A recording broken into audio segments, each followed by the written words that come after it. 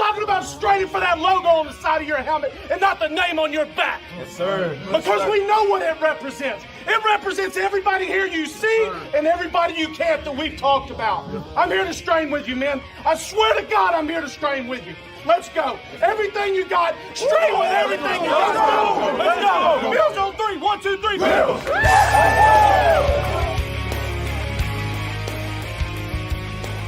You're listening to the Off Tackle with John Fina show with your host, Joe Miller.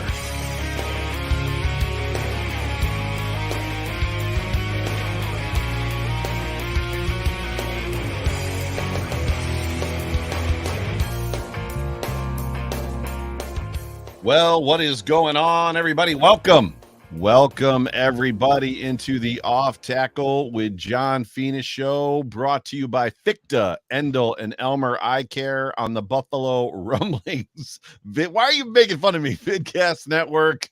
My name is Joe Miller. That over there is John Fina. John, you seem to be in a really good, annoying mood.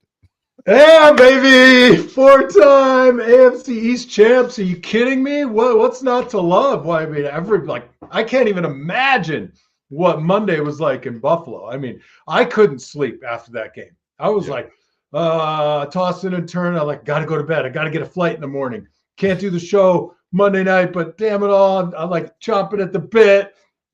Thinking about the game and seeing all the replays online. I was just, holy cow, exhilarating, heartbreaking, terrifying, every gamut of emotion.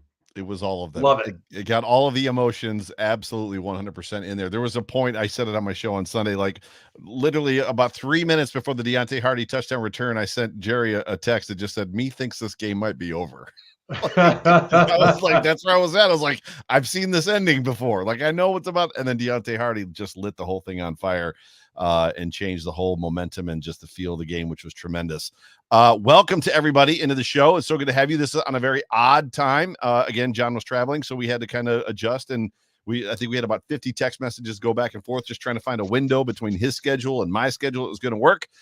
So thank you to everybody that's joining us right now live, 5:30 Eastern Standard Time on a Tuesday. It's good to have you. We are Super Chat Live. Please please subscribe. If you want to get our attention in the chat, in the comment section, just throw us a super chat. It's good to have everybody in the room. My mom was here a couple minutes ago. It's her birthday. It's Joe's mom's birthday today. I don't know if she came back or not. She was doing some stuff, and I think I don't know if she's going out to dinner. She's in Tennessee. I'll see her on Friday, but yeah, I don't know if they've got plans tonight or whatever. Happy birthday, Bonnie Clark. Happy birthday to mom, indeed. But let's take a very quick minute to hear from our show sponsor, Ficta, Endel, and Elmer Eye Care. Picture this. Crystal clear vision without the hassle of glasses or contacts. Imagine watching Josh Allen's game-changing touchdowns with absolute clarity. At Ficta, Endel, and Elmer Eye Care, we can make that a reality. Now, in a matter of seconds with Zeiss Smile technology, you can see clearly and get back to doing the things you love as soon as the next day. Visit us online at ficta.com and take our free self-test to see if you're eligible and schedule an evaluation. Ficta, Endel, and Elmer Eye Care. Focused on you. Go Bills.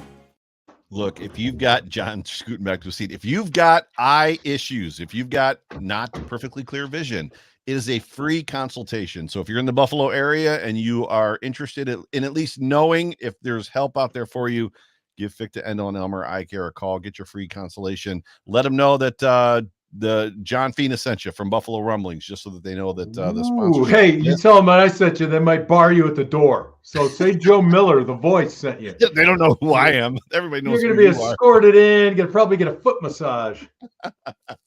Well, no comment. I'm just going to let that one go. I was going to jump on it. I'll just let it go. Ficta, Endel, and Elmer Eye Care. They've been awesome this year. Super thankful for them and their sponsorship of this show and several shows on Buffalo Rumblings. So yes, awesome. Back to it. John, 4 times, 4X, baby. 4X, not impossible, wildly improbable, this whole 5-game stretch. And Josh Allen didn't exactly, he wasn't Superman through 5 games. The Buffalo Bills accomplished this feat of going on a 5-game win streak to take the number 2 seed in the East from the Dolphins without Josh Allen playing perfect football. It's incredible. like what this team is. Well, that's right. There is no I in team, Joe. It's true. It is so true. And people tend to forget about it, especially now. We focus on the marquee players and their contributions. And when they contribute negatively or detract, we almost like hang our hat on our success or failures based on this one guy. And it's nice to see the different characters, the different facets of the game that showed up 2 nights ago against Miami and just killed their dreams. And as a 90s Bill, that's for me. Like, I don't harbor a ton of hate for Indy or the Jets or New England, but like you were ingrained to despise the Dolphins, back in the 90s. So it was extra thrilling too. And to do it down there was just fantastic. To do it down there in front of our fans. Man,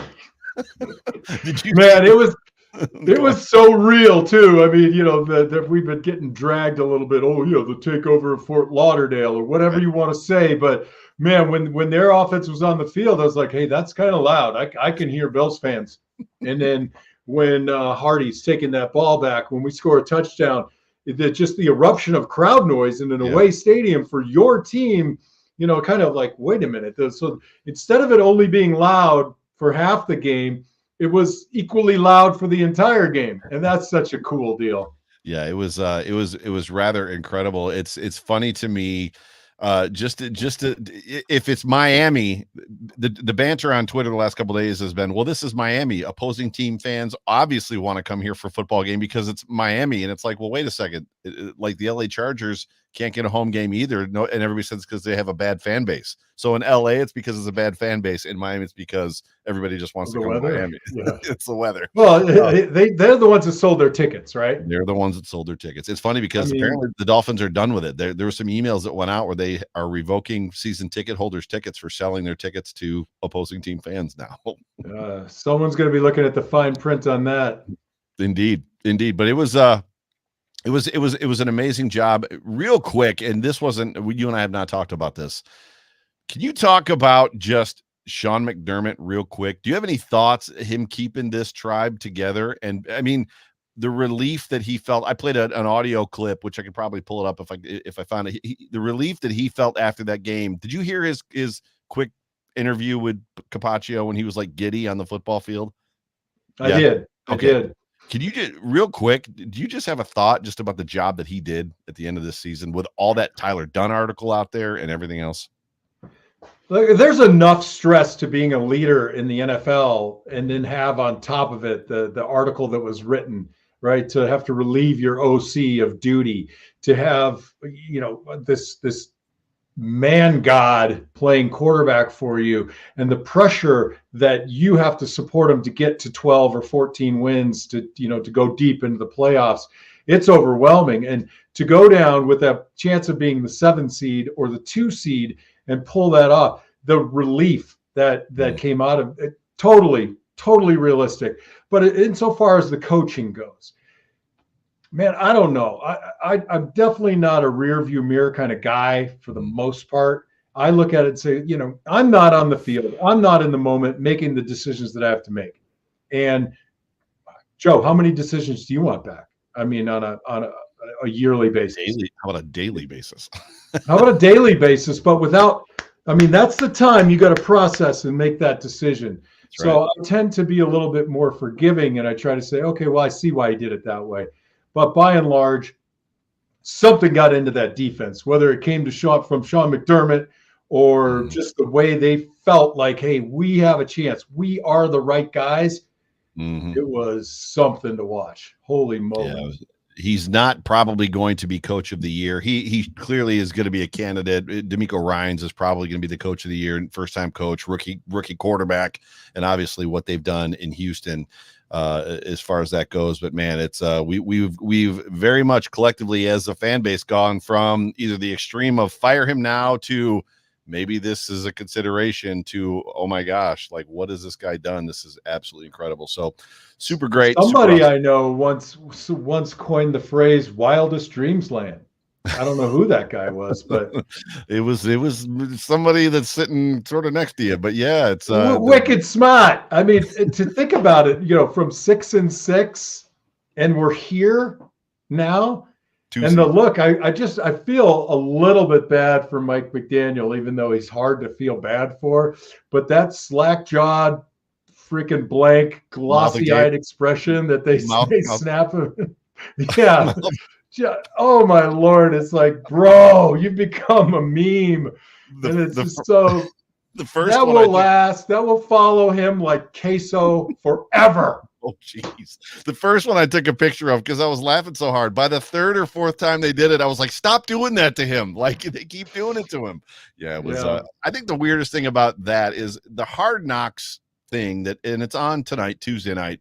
So the Bills the Dolphins have the Hard Knocks in season. So this week will be all about preparation for the Bills game, and then the Bills game, and then basically what happened shortly thereafter.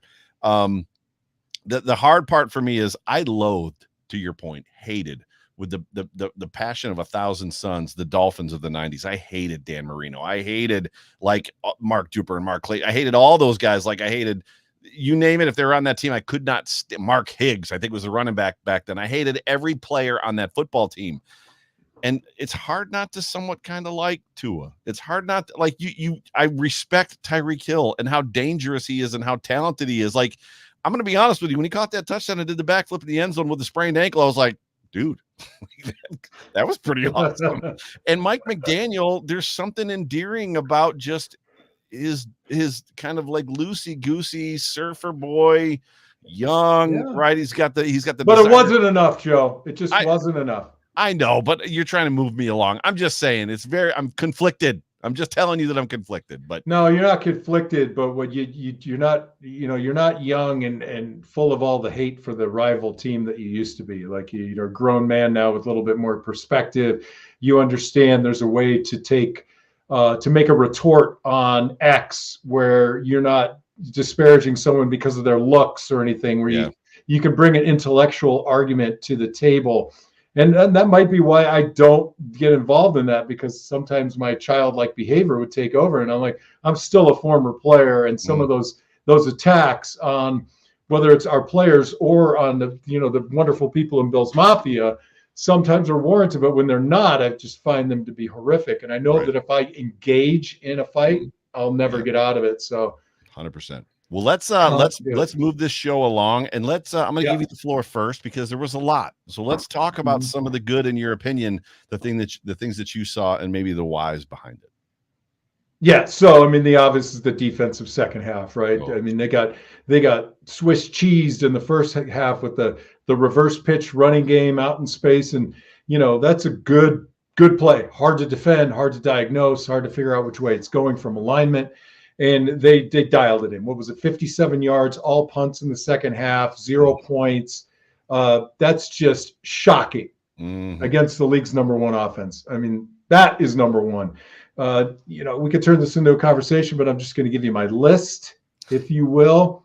Josh Allen's will to get the first down. Josh Allen's just man-child ability to do things that other people are either unwilling or afraid, because every time you succeed, you raise the bar for yourself. And good. Josh Allen continues to say, I can do more. There's more gas in the tank. It's just thrilling to watch. And then the last point I would make is key players that stepped up in the place of injury and Sherfield's catch. Deontay Hardy fielding the ball at the 4. I was cringing. I'm like, oh, why is he catching that ball? And he proved me wrong. Kicking games constantly breaks players' hearts. And holy moly, Taron Johnson, Taylor Rapp, Dylan Spector, Khalil Shakir, just the number of people. Hey, the backup tackle came in for laceration hand, Deion Dawkins. I'm blanking on his name. Vandermark came in and did a yeoman's job. Our running game didn't quite pick it up, but the passing game started to make sense. And we got the ball out quickly and efficiently, and we were able to put those long drives together. It was something to behold, for frickin' sake, man. There was, speaking of the passing game, for me, the throws that Allen all of a sudden was making in the second half of that game, specifically after the Deontay Hardy return, like were throws that we really haven't seen him be making of late. Well, look, I'm giving Stephon Diggs the catch on that. Not so much Josh the throw. I'm not talking about that throw. I'm not even talking about that one. I'm talking about I agree. Shakir, the one to Dalton Kincaid on the left side. Like there was just a couple throws where they were just brilliant throws. I was like, where has that been all season? Like, what is going on? And the one to Cook that he put on the ground. The one that was a great throw. Yes. Yeah. So I'll say this. I mean, I think James Cook is in the locker room right now going, I owe a little redemption. You know, the running game was great. That's not all on him. But that drop, you know, he had a similar drop, a different one, a wheel route. This looked more like a 9 route. That's a catch. That's a catch you got to make. And I think he comes back next week against the Steelers with a little bit extra edge, you know? Yeah, I hope so. And when he's motivated, he obviously plays very, very well, as most people do. What were your thoughts on the offensive line? How did they do in this game? Seemed like they did okay. They did okay. Torrance, and I was going to bring that up as the needs work category, right? But Torrance he's still got some situational nuance play to understanding, you know, Josh on a designed run right up the middle. They had a deuce block, and I'm scratching my head watching why Torrance set out on the guy when literally that thing's going to hit the A gap, and he's got Spencer Brown hip to hip, or as we always say, asses and elbows with him. Why are you giving up the outside? So those are nuances, and he's a rookie, so I forgive him. But with respect to, he wants to jump a guy in pass pro, and I'm okay with that. But you can't jump a guy and be, you know, ass over tea kettle, whatever you want to call it. If you're lunging and leaning, dog in a butcher shop, these guys are just too good at this level. You've got to be able to do that with your chest to the sky and your arms long. And every time he gets beat on a quick move, it's because he wants to quick set a guy, but he's too far forward. Interesting. That's good. And he's got to learn. He's got to learn there's a way to do it. And it's almost just like play action. He's just got to set it quick, get the stomp, get the arms out. So we got a little preview into the work there. Before we move to the work, because I feel like there's some meat on the bone as far as just the good goes. There's something to be said for just the resiliency of this team. We went through a time, I'm going to say a season, but not necessarily a season as we think of seasons, but we went through a time where like this team is learning to win. Like they've got to learn how to win. They've got to learn how to overcome. They've got to learn how to overcome mistakes. And you know, teams are going to beat themselves. No team is perfect.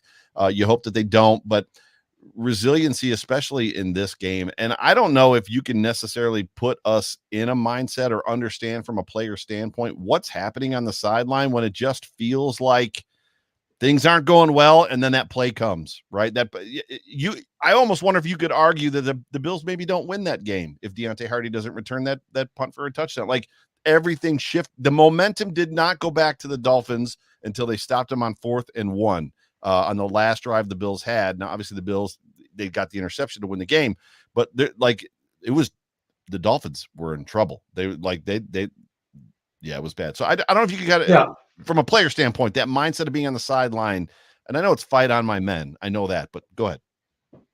No, look, and it is. But I think there's key players there, key leaders. Josh is, he's not Mr. Animated Screamer on the sideline, but he never looks dejected, in my opinion. He looks thoughtful. He looks like he's getting ready. He's a goldfish, like you said. Short-term memory loss. It's what every player has to have. But then you have guys like Ed Oliver. You have guys like Stephon Diggs who continue to bring really strong energy, right? Yeah. Micah Hyde, Jordan Poyer, who you can look to say, we are in this thing. This is not a blowout. We are shutting down the league's best offense right now.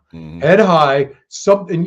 There's something in your mind that says, the pendulum always swings. Like when whatever team comes out and they're 14 points up, like in the game last night, the national championship game, I said, it's not going to last. Washington isn't just going to lay down. And the pendulum swings back the other way. Now, can you keep pushing that pendulum out? And that's what the Bills were able to do. They got the break. Deontay Hardy took it to the house, but were they able to just keep the pendulum up there in that quadrant? And they did. Yeah, and that's just like the exhilaration moment, having our fans in their stadium And this feeling that we're shutting down Tyreek Hill at Chain after Chain, yep, you said it right. Yep. After his first half. There's a, like, you take those things. Hey, we're doing well. We're just waiting for that break, and it's going to come. Who's it going to be? And that's what we used to say in the 90s. Who's going to be the guy? Who's going to be the guy? And everybody should be thinking it's going to be me. That's the attitude. I'm going to be the guy. The last thing I would leave you with, for me, it just the runs that Josh was making, and he's always traditionally had a very good ability to run against the Dolphins. For some reason, everybody, I don't know, has that team that they play well against. For Josh, it's the Dolphins. But that 4th and 13 or 4th and 12 or 3rd and 12 run that he had, was it 4th and 12 or 13? Whatever it was. 13. 3rd and 13, right? I know that number 4 from the Dolphins got out of the way, but Christian Wilkins hit him in the hip. And then there was another defensive back there. Like, he had to get through 3 or 4. I watched that play still, and I'm like, I don't know how he got that first down. And he, like, I don't think he could believe it when he got there. Like, he was like, oh my God, I made it. And then obviously the flag, and I lost my mind, but then the flag was defensive holding. But he was just on point. What did you see defensively? Why does he have that ability against them where other teams seem he doesn't have the long 50-yard runs anymore? The big, you remember that, like the last several years, he'd break out for a 45-yarder or a 40-yarder and just be trucking down the field. To be honest, I didn't think they really, they didn't have a spy on him the entire game that I saw. Gotcha. I didn't see them picking up on that. We weren't dumping the ball to James Cook right over, 5 yards, past the line of scrimmage. So, their plan was, Josh has made some errant throws. I think we're going to take advantage of the throws rather than commit a guy, to shadow him, so to speak. Yeah. And I don't care if it's, as long as every run he makes, whether it's 4 yards or 13, that it gets a first down and he's not hurt. So that's pretty great stuff. That some of the good that we did is, look, they had a lot of guys out. I've heard all this argument. I always say you only play with the guys that show up and put a helmet on. That's right. That's right. Not having Waddle hurts them.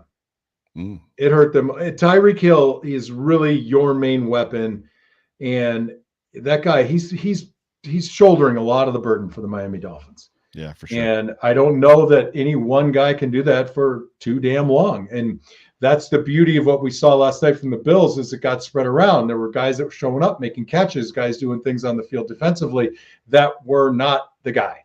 Yep. Nathan says, it's funny, I may be older, but I remember meeting John at the old Fredonia training camp days. I still have his autograph. All right. How about that? All right. So, welcome, Nathan. The last thing, and I meant to start the show with this, and I completely forgot because I blanked. John, we ran a successful bubble screen. Like, they ran a wide receiver bubble screen that freaking worked. Like, I couldn't believe it. I was like, when that happened. Was that Gabe Davis's block on the edge? No, he was out of the game. He blocked 2 guys. So, oh my God, that was insane. Yeah, I couldn't believe it. Say what you want, Joe. I don't know. I loved it. But hey, let's talk about what needs work. All right, here we go. What do you think I didn't love? No, I know you loved it. I just think it always looks like an easy play, but the willingness of people to block is what really, But to me, stop calling it if that's the case. Like, there's a moment where, like, if I can't get my kids to do the dishes, I'm going to stop asking. Like, it's what you do is you go to the restaurant supply store and you get a bus tray and you put their dirty dishes and you put it in their bedroom. Gotcha. Okay, I'll try that. Yeah, that's funny. So, work-wise, for me, there was a lot of good and bad from this football game. Obviously, it's easy to stay on the good just because they won and all the things that were in play. The number 2 seed, the AFC East Championship, which we talked about. Interestingly to me, I don't know what Josh was doing on his first interception. Clearly, the turnovers. I'm falling into this place that I feel like a lot of people are falling into, which is, look, if you're going to have Josh Allen be 80% of your offense, you're just going to have to accept the fact that he's going to have some turnovers. But the hard part, you've got the really bad first turnover, of which he jerks his head back with his arm in motion, has no idea where Gabe Davis is, threw the ball straight to Eli Apple, who had been beaten. Like, Gabe was like 15 feet away from him, and Eli's just standing there like, what's up? And then the ball hits him in the chest. The second interception to me didn't matter. It was 4th and 2, and he throws the ball to the end zone. That's better than him throwing an incomplete pass there. Like if he throws an they got, I don't know whatever minus the touchback yardage was, and then obviously the strip. It is what it is, but that's not his fault. That's not right. For me, there's an aspect. I mean, he's responsible for securing the ball, but you can't get beat that quick. The one that I take what that I have an issue with was the last play of the first half, the pass to Ty Johnson, which I thought was a great pass. I think Ty Johnson 9 times out of 10 scores on that play. But I have a problem with that whole entire setup and blaming Josh Allen for that, because even coach coming off the field, which this part I liked, that he said, he actually criticized his quarterback in that moment, which was fine. I mean, it was a little icky, but whatever. Like, let's be transparent. But the ball has to go to the end zone. There was nobody in the end zone. There wasn't a single player in the end zone to throw the football to. So if the ball has to go to the end zone, who's he throwing it? There were no routes called to the end zone. Did he say Josh has to throw it into the end zone, or did he say the ball has to go to the end zone? Because that's a good point. That would be a Joe Miller, Joe Brady question. Yeah, here's my take on it. Okay, the first interceptions will happen if you throw a contested ball, and sometimes they come up with it. I'm willing to go, okay, that first one, Josh, just look. He had time. He gets a little skittish in the pocket sometimes. He didn't need to be then. He could have put his eyes over there. He could have made a better throw, at least not an interception. Right. The second one, the head scratcher on the second one, for me, it was 4th and 2 and ended up being basically a punt, was he could have run that one. It was Christian Wilkin with him out in space, I think. And I'm betting dollars to donuts that Josh can change direction and shake Christian Wilkin and dive forward the length of his body, which is like 18 yards, and get a first down. Sure. That was the throw, I guess, is fine. But what I couldn't figure out is, why didn't he just run it? Like, why didn't he just put a move on him and run it instead of throwing up a more or less a Hail Mary? Yeah, he had the receiver open in the flat too on the underneath route. Joe Brady actually pointed that out, but for some reason Josh Allen didn't like it. So, and that's the part we'll never get. And they asked Joe Brady about that, I believe, and he said, well, sometimes Josh will come back and be like he was blocked. I couldn't see him through the tackle or whatever. Like, that's right. That's right. It always looks easier when your camera angle comes from about row 80. Right. Right. I can see everything from up there. As far as more work goes, you talked a little bit about Osiris Torrance and just the offensive line. What else did you see that the Bills need to maybe sharpen up a little bit going into this first playoff game against the Steelers? Well, I was a little vexed that the running game wasn't more successful when they had two, starting defensive ends out of the game. Right. Mm-hmm. So somebody convinced me why a guy off the street who looked very out of shape, who ended up covering one of our tight ends, Ingram. Melvin Ingram. He actually wasn't off the street. He's been on their practice squad for a while, but yeah. Oh, has he? I thought he was off the street. Well, regardless, that was kind of curious to me. So get the damn running game going against the Steelers. They have their marquee guy out, which means the guy behind him is thinking, I got a chance. Yep. Yeah, I got a chance to slay the Buffalo Bills. So that's got to be fixed. Josh, I'll give you the turnovers, and I'm willing to mentally make the trade because you account for 80% of the offense, but not when they're dumb like that. Osiris Torrance individually needs to get better. I thought the offensive line played pretty well, respectively. What else do I have on here? It needs a little work. James Cook, don't drop balls now. It's a playoffs, kid. So don't drop it last week. That was a playoff game. Don't drop the football. 2 touchdowns. He's dropped 2 touchdowns, one against the Eagles and one against obviously this past week against the Dolphins. Yep.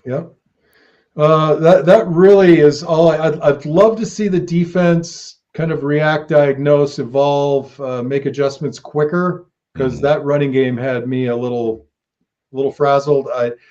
I get that it's hard to get pressure on Tua because the ball comes out so fast, but I think Greg Rousseau is just as many TFLs as he has and only 5 sacks on the year. I need more. I need more out of Greg Rousseau. I need more production. And, that kind of rounds it out for me. Yeah, no, there wasn't a whole lot. I mean, I think you hit it. I mean, it's the ground game was effective at times, and there's other times when you needed it to. I felt like going down the stretch, whether it's the play calls, whether you might know more than I do as far as that goes, I felt like they were more effective early running the ball than they were when they really needed to run. and obviously they're looking to what's the word, to draw the clock out, to run the clock out. It felt like first down, it's 1st and 10. This is your final drive. All you got to do is bleed the clock, and they get stopped for no gain or -1. So just some of that stuff. But awesome. Real quick, any final thoughts just as far as going into next week before we get out of here? Yeah, everybody in Buffalo, go to Ficta Endel and Elmer Eye Care and get checked out. Get your free consultation. Look, this is a great opportunity. I mean, I just can't believe we're talking that we got the 2 seed. It's hard for me to believe. I'm thrilled. The game was on again last night at my hotel, so awesome. I was like, I got to go to bed. But my eyes were glued to the screen, so I'm watching the game second time, and it was as amazing as it was the damn first time I saw it. Well, ladies and gentlemen, thank you so much for joining us. You have been tuned into the Off Tackle with John Fina show on the Buffalo Rumblings Vidcast Network, brought to you by Ficta Endel and Elmer Eye Care. For myself, for John Fina, thank you for showing up for this special time. We'll talk to you guys next week after the Bills play the Steelers. Go Bills. Love you, Bills Mafia. Go Bills. Go Bills.